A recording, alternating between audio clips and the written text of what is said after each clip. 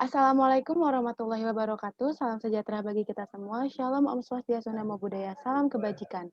Kami, Victoria Eterna Investment, akan mempresentasikan hasil riset investasi kami terhadap PT Itamara Noraya.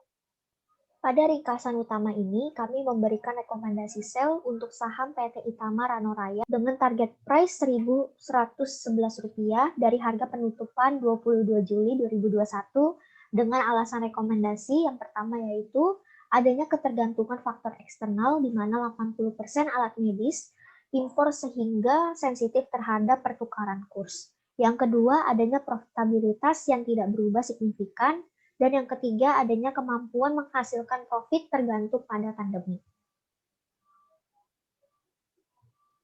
PT Itamara Noraya Tbk merupakan sebuah perusahaan perawatan kesehatan publik yang bergerak dalam distribusi alat kesehatan medis yang berteknologi tinggi sejak tahun 2000.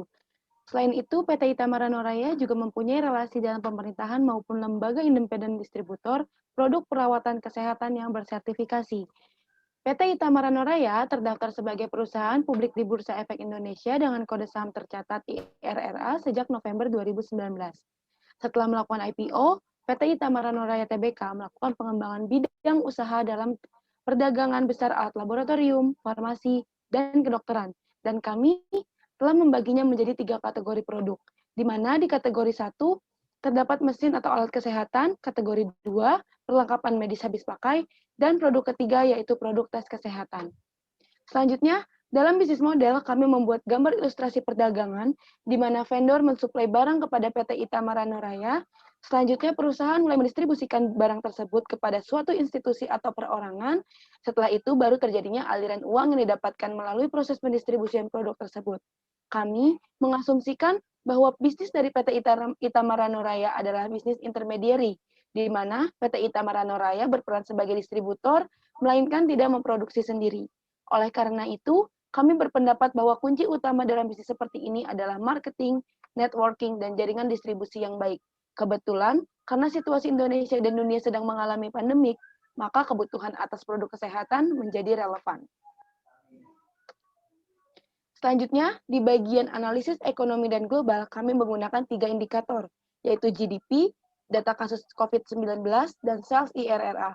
Berdasarkan grafik GDP Asia Tenggara, terlihat Indonesia yang merupakan negara di regional Asia Tenggara memiliki nilai GDP paling tinggi dalam 5 tahun terakhir.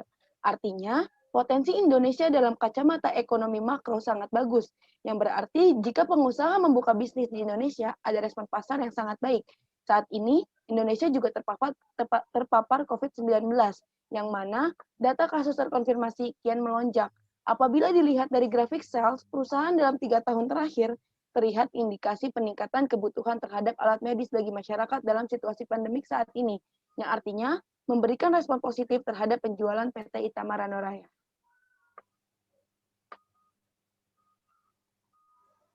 Berikut merupakan analisis rasio keuangan, di mana dari aspek solvensi pada PT Itamara Noraya tergolong stabil, di mana penggunaan hutangnya dapat menimbulkan risiko yang sedikit karena hutang relatif kecil.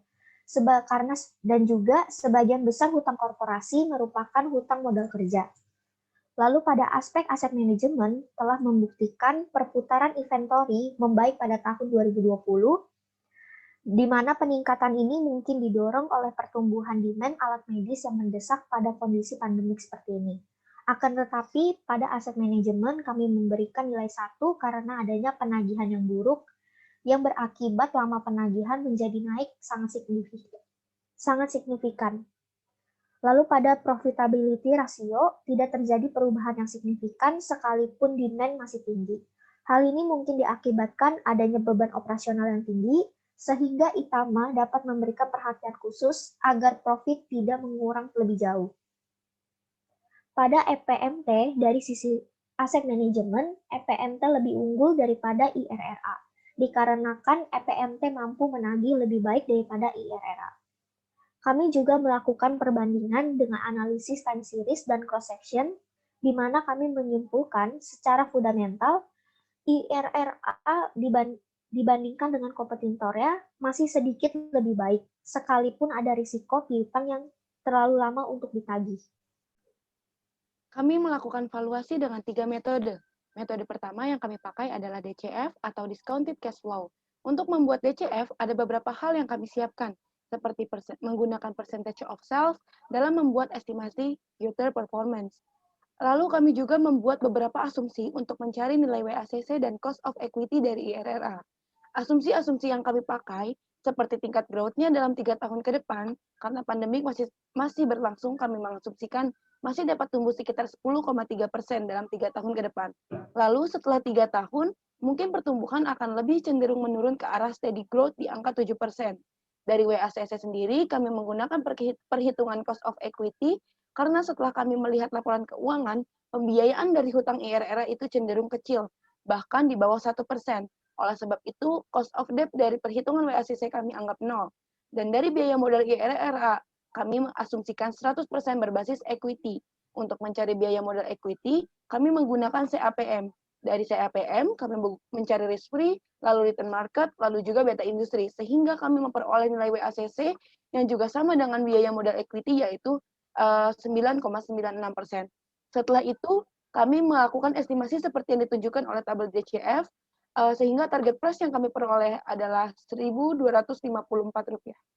Pada valuasi saham ini, kami menggunakan 3 metode, yaitu metode DCF di mana nilai valuasi saham IRRA didapat sebesar Rp1.254, lalu pada metode DDM, yakni dengan memperhitungkan nilai dividen yang dibagikan oleh korporasi secara berkala, di mana IRRA membagikan dividennya sebesar Rp6 per lembar pada tahun 2019 dan naik 2 kali lipat pada tahun 2020, yaitu sebesar Rp12 per lembar. Sehingga dapat dihasilkan bahwa valuasi saham IRRA dengan metode DDM sebesar 325 dan juga pada nilai per didapatkan bahwa valuasi saham IRRA berada pada angka 610. Dari ketiga metode tersebut, kami menggunakan rata-rata tertimbang dengan bobot yang lebih tinggi pada metode DCF, yaitu sebesar 80%, lalu 5% untuk DDF, dan 15% untuk metode PER. Dari hasil valuasi kami terhadap saham IRRA adalah sebesar Rp1.111.000, di mana harga saham IRRA per 22 Juli 2021 adalah sebesar 1.880 yang menurut kami sudah overload dan kami merekomendasikan untuk para investor dengan rekomendasi sell. Kami menggunakan indikator tactical sederhana yaitu dengan support dan resisten, di mana kami mendapati 4 resisten dan 2 support, sehingga nilai resisten ini bisa dijadikan acuan bagi investor untuk teknik menjual saham dan bagi investor yang belum membeli dapat menunggu momentum. Sekian presentasi kami dari Victoria Eterna Investment. Terima kasih.